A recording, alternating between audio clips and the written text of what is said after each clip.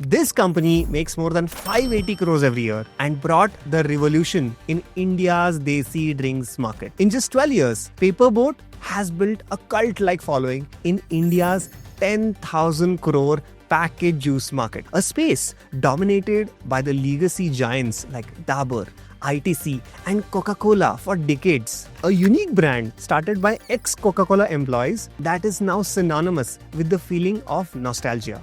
In this video, we break down 3 main insights behind PaperBoat's success. Welcome to GrowthX. We are a learning community of 4,000 plus members from India's top technology companies. Plus, we are now part of 01 network by Zerodha. Let's get back to the episode. This company did not start as PaperBoat. It came much later. It was started as Hector Beverages by these 4 co-founders back in 2009. These were the people who were not new to this industry. In fact, 3 out of the 4 co-founders were ex-Coca-Cola employees. But the journey was anything but smooth. PaperBoat was not the first product this team launched. In the first 5 years, they launched 2 products. One was a protein drink called Frizza, and the next one was a Zinga drink, an energy drink. But both of these products failed. And this led to the founders eventually starting PaperBoat, a brand that has become synonymous with the desi Indian palate. By the way, even 2 of the co-founders left the company just within 2 years of PaperBoat's launch. So how did just the other 2 co-founders scale the company to a 580 crore empire? Well, this brings me to the first insight, the insight of unique proposition. Look, one thing was clear. Neeraj and his team wanted to enter the packaged juice category. Now, you might be wondering why. Well, Neeraj has been obsessed with India's packaged beverage category since his early days at Coca-Cola. Also, if you didn't know, India now makes roughly 10% of the global beverage consumption, and it's only behind US and China. This industry has been growing massively. In fact, if you further break it down, you can see that there are both non-carbonated and carbonated drinks. Now, carbonated drinks make up more than 50% of the market, but if you look at the non-carbonated market, you would see that the biggest category after water is juices, a space dominated by legacy giants like Parle, Dabur, Coca-Cola, ITC collectively control 75% of the market. So PaperBoat couldn't just launch another juice brand. So guess what they did? They created a unique proposition in 2 ways. One was product selection.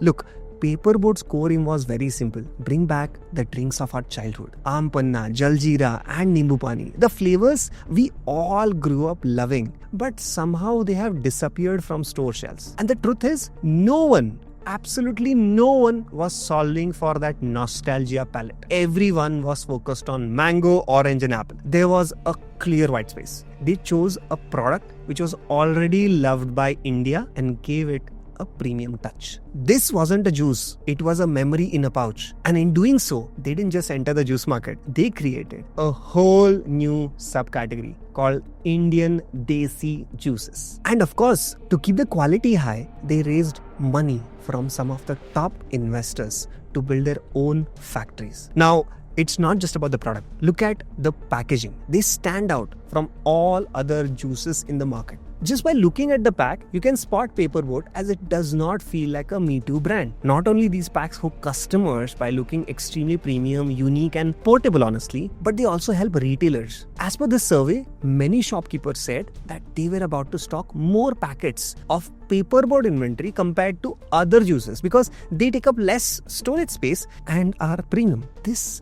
is a masterstroke in how consumer brands should look at packaging. As a consumer brand, you're not only solving for end customers, you're also solving for your distributor, your retailer, and your wholesalers who are stocking up these products. This brings me to the next insight, cracking partnerships. I'll get into that, but before I do, I want to take a moment. Every 6 months, we do this ritual called Demo Days at GrowthX. This time around, we have some solid leaders from marquee tech companies teaching you growth strategies of D2C companies like GoZero, Comet, Mokobara, and Traya, fintech companies like Stable Money, Scapia, Jar, and also AI companies like Replit, 11 Labs, and Bolt. If you want to learn product building, marketing, and revenue growth as a life skill, this event is for you. It's happening online, by the way, on 11th of May, 1 p.m. We are only giving out 800 passes to our YouTube subscribers. Get your free pass quickly from the link in the description. Now let's go back to the PaperBoat story. PaperBoat nailed partnerships in two ways. One was tying up with cafes and airlines, and to nail that B2B2C opportunity. Now, what is this B2B2C opportunity? It refers to a chain where you sell to a business that already has customers and they bring your product to them. And to nail this, PaperBoat tied up with Indigo, India's biggest airline in terms of market share. And it helped. One was obviously borrowing trust from the name Indigo, and people who are traveling in those planes have some level of trust established with Indigo. So PaperBoat borrowed it. And second was for more from a visibility and an advertising for the brand. Because the company stayed relevant in the mind of customers who travel and see this product as part of their traveling journey. The second big partnership was, by the way, Indo-Nissin Foods, the makers of Top Ramen. This helped PaperBoat distribute their products in tier 2 cities, where the desi flair profile is absolutely massive. But that said, from our analysis, we feel there is a greater opportunity for PaperBoat to crack quick commerce, especially by doing some interesting bundling or launching bigger sizes in summer. Why is it critical, by the way? Because a well-known brand like this needs to be consistently innovating also marketing channel, not just product, because they're still yet to achieve profitability, honestly, which is, I'm sure, will happen. And I think this could be one of the strategies they could use. Now that we have talked about channels and the value proposition, I want to talk about the third insight, product expansion. The hero product has always been juices. In fact, till 2022, juices made up 95% of revenue. But what they have done really well is expand into newer categories without losing the brand soul. In 2016, they started with something simple, peanut chicky. Yes, I'm serious. A nostalgic, no-nonsense product that fits very, very well on the vibe. Since then, they have added dry fruits, almonds, cashews, seeds. They're slowly building a wider portfolio. Also, they have done two interesting additions to their beverage list. They launched Swing, their own take on Jeera soda. And it's a very smart move, by the way, considering how well products like this Lahori Jeera has done. And by the way, Lahori Jeera alone makes 300 freaking crores in revenue every year. The second one is sparkling water. This category is still niche and a very tiny market in India. So too early to judge honestly how that will play out. But it shows that they are thinking ahead. They're placing small strategic bets on emerging categories without going off brand from the original PaperBoat one. If one of these categories becomes their next hero product, it can be a game changer. Now this interesting pouch is teaching us so many things about how to grow a business.